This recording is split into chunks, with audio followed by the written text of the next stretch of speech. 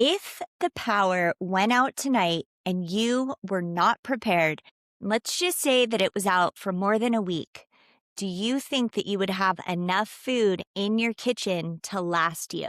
I don't think most people are as ready and prepared as we think. And so that's what we're going to be talking about on today's episode at the Sovereign Kitchen Society.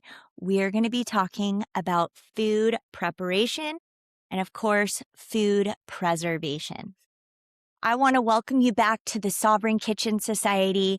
I'm Molly Bravo, chef, food activist, author of the Essential Canning Cookbook, and of course, the founder of Wilder Space, our sweet little catering company based in the Santa Cruz Mountains. This show is all about teaching you to feed your family no matter what. We're talking old world skills with modern urgency, you guys. Let's get into it. You know, food prices are forecast to rise. I'm talking like 12 to 18% before the end of 2026. I do not hear a lot of people talking about this. That is literally what is coming down the turnpike based on commodity analysts that are tracking what is happening right now with fertilizer supply chains. This is so scary. The Strait of Hormuz, as I'm sure you've heard about by now, has been gravely disrupted by Trump and whatever's going on with the oil crisis. We're talking 50% of globally traded urea, which is like the primary base of fertilizer that helps grow your food, and all of the stuff that's put into your grocery stores are moving through that strait. So when that transit ends up breaking down during spring planting season, perhaps, then of course all of our yields are going to end up dropping. And it doesn't really matter where you live. Nobody is going to be free of the wrath of what this will do to our food supply. It's pretty scary. So what happens in the Persian Gulf ends up showing up on our grocery bill, whether you're aware of it or not. And I think it's more important to start paying attention to it now rather than sticking your head in the sand thinking that that could never happen to you, because it absolutely can happen. And it is so important to be prepared and to be thinking about this stuff. And if nothing happens, then that's amazing. But if something does happen, then you're prepared and you can feed your family. And that's all that really matters. In 2025, nearly half of all U.S. utility customers experienced at least one power outage. How many of you guys have had a power outage a couple times in the last year? Because I know where I live in Boulder Creek, California, we have power outages all the time. And it's due to weather, or it's too hot, or it's too windy. I mean, the power is going out all the time. The average duration of those outages is actually increasing. So the time that we're out of power is going from like a couple of hours to maybe 3 days at a time. During the fires, of course, in 2020, I mean, that's a little bit different, but we were out of power for 5 weeks, which was really intense. I don't usually talk about it super often, but yes, I am totally obsessed with astrology and all things counterculture. And I'm obsessed with like remote viewing and the intuitives. And so there have been so many streams that I pay attention to of people that don't necessarily mix, but they're all kind of saying the same thing, the same message. And so that is why I'm talking about this so much lately. I think it's really important that we start paying attention. And what all of these people are saying, the astrologers, the intuitives, the remote viewers, they're talking about disruption. They're talking about blackouts. They're talking about supply restrictions, and they're talking about periods of time where we're not going to be able to move around a whole lot. So it's really critical that we prepare for whatever is coming down the turnpike so that we are comfortable, we can feed our families, and we're not panicked. That's the most important thing, is just that we can be prepared. I'm not saying that to scare you in any way, but like if you read the news, then you're obviously aware of the state of the world and things are super tumultuous. I think we can all agree upon that. I want to ask you a very simple question, and that is, what would it cost for you to be prepared? And why are you not getting prepared?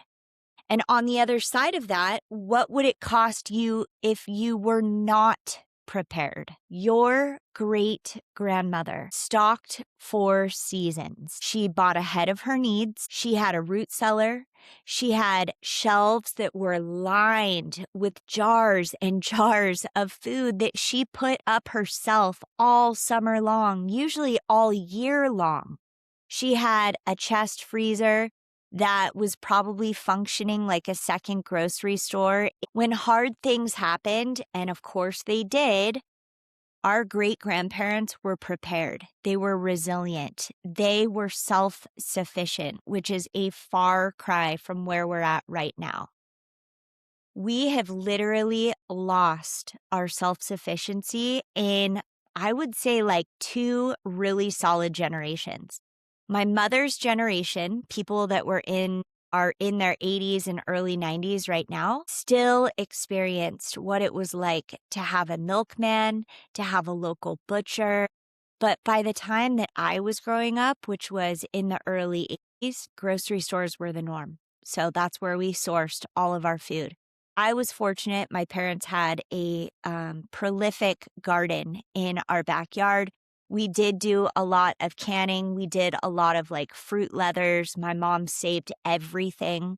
So we probably grew up a little bit different than most people that grew up in my town. But I wouldn't say that that is normal for people back in the 80s. The supermarket model has literally taught us how to be helpless. They want us to be helpless. And right now, the supermarket model is showing us exactly how fragile this system actually is. So you don't need some fully stocked, root cellar and larder overnight, right? You do need a basic set of things to have in your pantry, and we're going to go over those 10 items today. I think they're things that you have all heard of. They're things that are easily sourced, and I would say that it is a great idea to try to start gathering these items this week if you can. These are foundational. So these are going to be the 10 items that are going to help you start your pantry. And we're going to be going over all of this inside of our Pantry of Plenty, which has just started. We're going to be having our first class this upcoming Wednesday, which will be, I think it's April 14th, if I'm not mistaken, April 15th. So these are the 10 things that I highly recommend you guys start finding like today.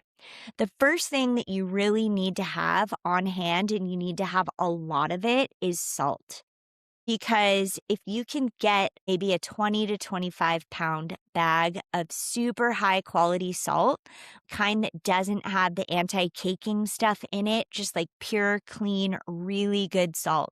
You can cure your meats if the power goes out and you need to be able to save all of your proteins. You can also use it for canning, and of course, it's great for seasoning your food. So it's really important that you have salt. The second thing is you want to make sure that you have whole grain wheat berries. Flour is also awesome. I have a 50-pound sack of flour, but flour actually goes bad. So in the event that we don't have power for a really long time, whole grains are going to be where it's at, and you can mill those grains to order. They'll stay fresh for years and years. They never expire. A grain mill is going to cost you probably $200.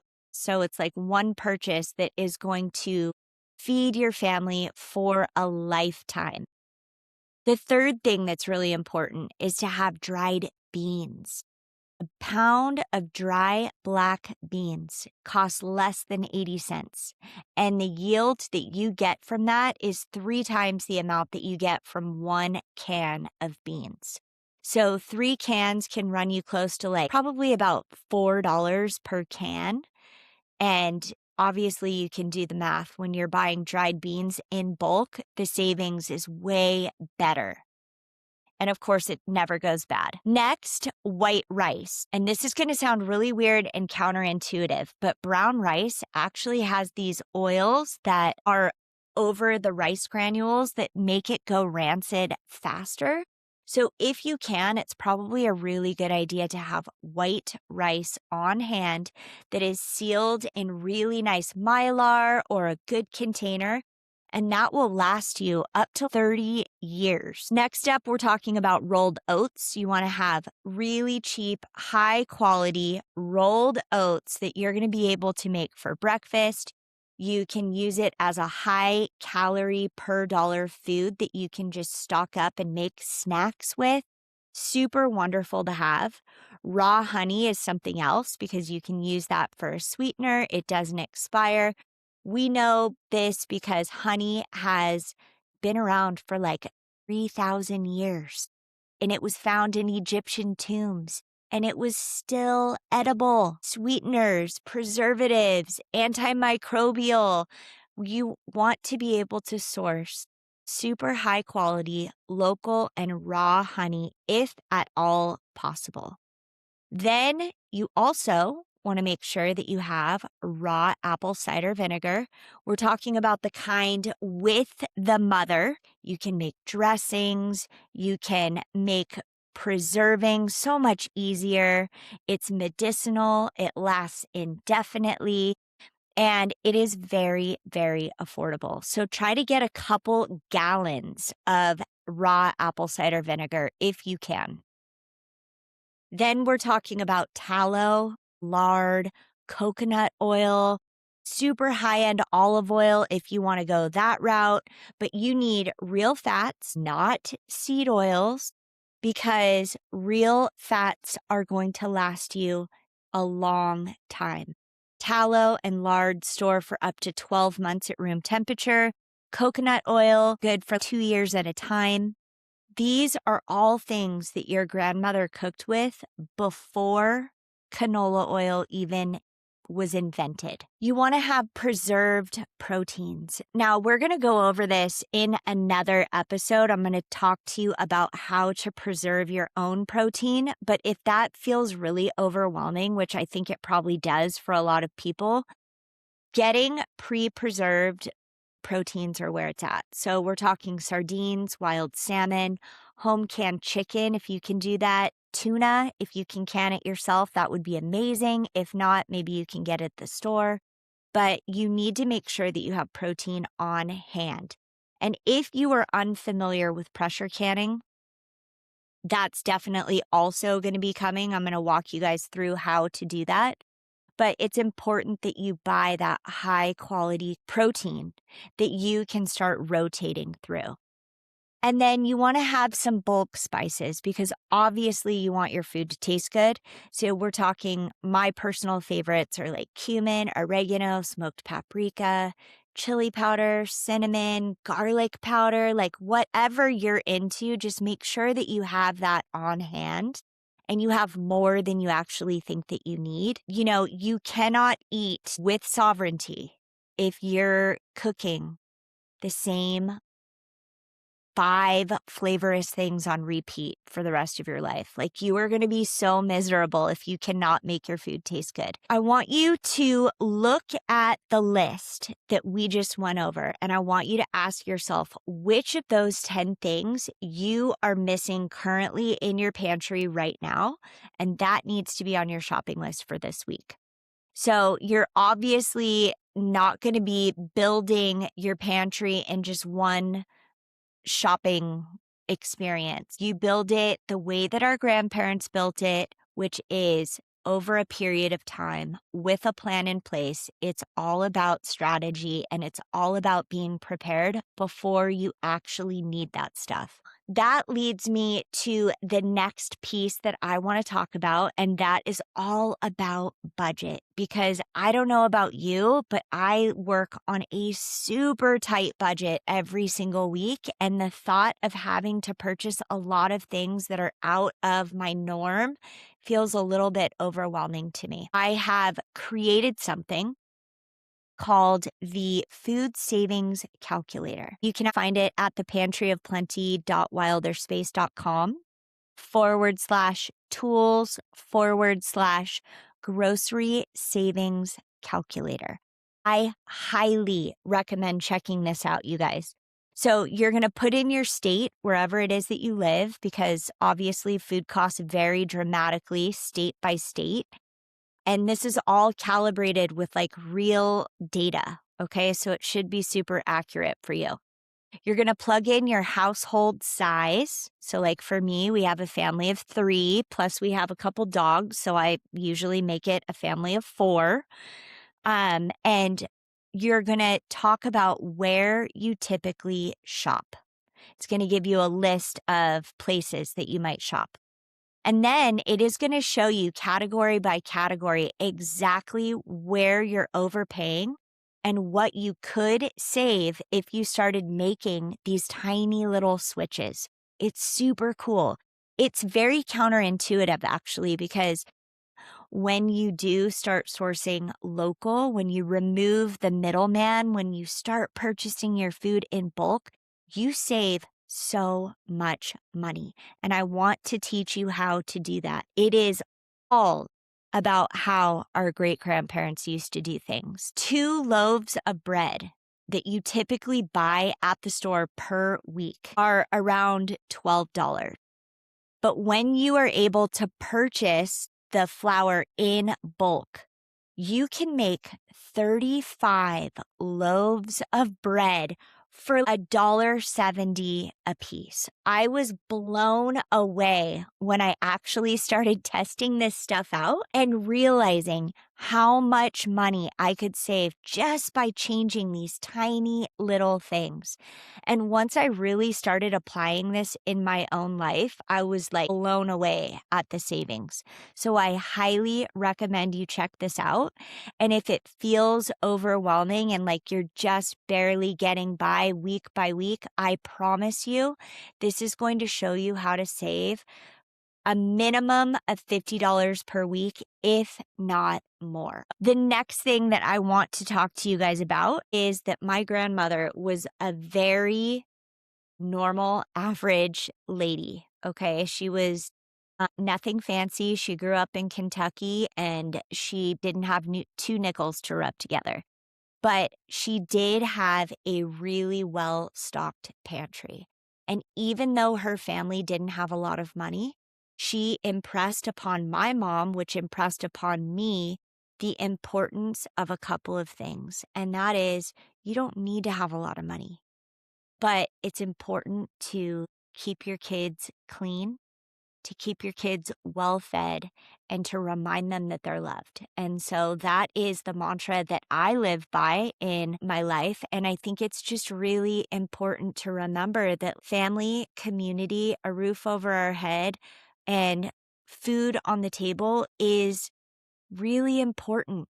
And it's really important to a tight-knit family unit. Every single woman in my grandmother's community in that tiny little town of Lexington, Kentucky, way back when, had shelves and shelves lined with jars. Everybody had a root cellar. Everybody had a garden either in their front yard or their backyard. Everybody pulled all their resources and they canned together. It was all about bringing the kids together and then the moms getting together and creating these meals that could be stored away for a later date. And that is something that I really think is so important that we get back to as a society, because we are standing in a moment where the power grid is obviously unstable. Food prices are climbing. Supply chains are super fragile, and multiple streams of information, data, intuition, patterns, the news cycle, everything is pointing to the same thing, and that is the disruption. So it's really important to remember what our grandparents did, what our great-grandparents did. They surrounded themselves with community, and they surrounded themselves with people who were building their pantries together. They were calm, they were prepared, they were self-sufficient, and these are all skills that we need to start applying in our own lives and passing on to our kids before it's too late. That is literally what sovereignty is all about. It is not some intense, crazy political statement. It's not some weird prepper fantasy. It is all about having confidence and being prepared and having the skills to take care of ourselves, to feed our families, and to create a really safe environment for our children. I think it is so critical in this day and age. Last but not least, we have the Sovereign Kitchen Society podcast. We also have the Sovereign Kitchen Society community. And within that community, we have created this course that is going to teach people how to get back to the basics. It's called the Pantry of Plenty. It's all about setting up your kitchen so that it is sovereign. It's going to cover the full traditional foods pathway, which is super exciting. It's all about the sourdough and the bone broth and the ferments and the canning and the seasonal sourcing. You, of course, are going to be getting a copy of the Essential Canning Cookbook, and I am going to sign it and send it to you. You're going to get 3 months inside of the Sovereign Kitchen Society community where you do this work alongside all of these incredible people who are building the same as you. Come join us, come hang out, check it out, let me know what you think. The link is going to be in the show notes. And before you go, if this landed with you, please leave a review. It would be so helpful. Either on Apple Podcasts, Spotify, wherever the heck you're listening to this, YouTube, doesn't matter. 90 seconds of your time is going to get this in front of families who really need this information. They really need guidance on how to start building a pantry and how to be prepared. That is the mission. It's all about getting this knowledge back into the hands of the people that it belongs to before this information disappears entirely. So share this episode with somebody who needs it. Go look at your shelves. Start building your pantry this week. I would love to teach you and share with you every single thing that I know about building a pantry and making food from scratch, preserving and preparing for the future. I am Molly Bravo. This is the Sovereign Kitchen Society. I want you to remember that food is and always will be our medium for connection, and I will see you next week.